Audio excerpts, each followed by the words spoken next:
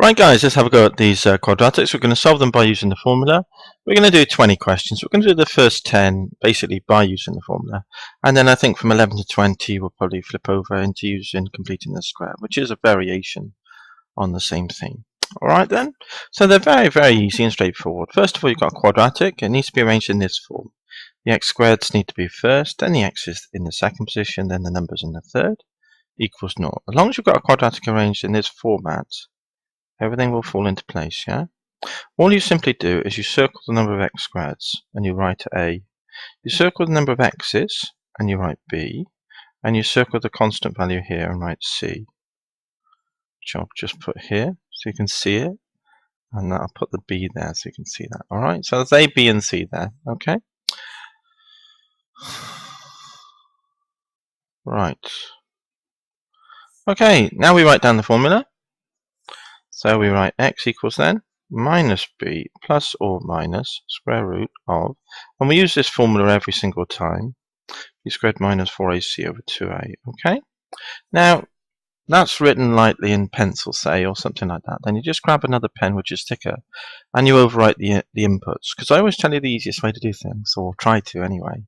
And so it is with this thing here. Just write out the answer, here it is here. Wherever you see an A, you put 4, yeah? So wherever you see an A, here and here, I need to put 4. So let's put it in. 4 there. 4 there. Right, that's A done. Wherever you see a B, oh, I haven't circled the number of B's here for some reason. I must have got rid of that circle. So let's just draw the circle in, and that's B. Alright? So wherever you see a B, in this case it's also 4. So there's a minus B here, so the 4 goes here, and the 4 squareds, yeah? And then the lastly is the C, so there's a C here, isn't there? So the minus 13 pops in there times that, those two other numbers. That's it, really. So now let's write down what we've got after that little bit of untidy work there. So what have we got? We've got minus 4 plus or minus square root of something, which we'll worry about in just a tick, and then 2 times 4 underneath, yeah? This is the problem area. This is where the mistake most often occurs. So let's be careful here. We've got a minus 4 times a 4 times a minus 13. So let's unravel this. First of all, we got 4 times 4 is 16. Minus times minus is a plus. And we got 16 here times 13. And then we got 4 squared to add to it, haven't we? So in effect, we've got 4 squared plus 4 times 4 times 13, yeah? So let's just get the calculator there. And let's just do that. Let's work out that little problem area. 4 squared plus, we said, and it was 4 times 4 times 13, wasn't it? Let's see what we get.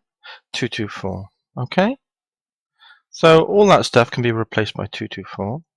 And now we've got an easy thing to work out, haven't we? So x equals then minus 4 plus square root of 224 over 8, or x can equal minus 4 minus, because plus minus means you've got a plus or a minus, doesn't it, over 8. So let's just tap them into the calculator then, and that will give us our answer. So on the top we've got minus 4 plus root 224. So let's do that. There's the minus, negative 4, plus the square root of 224. Let's work out that top number. Put it as a decimal, might be nice, and then divide that by 8. And what do we get? We get this. 2dp 1.37, yeah? There we go. And now the next one.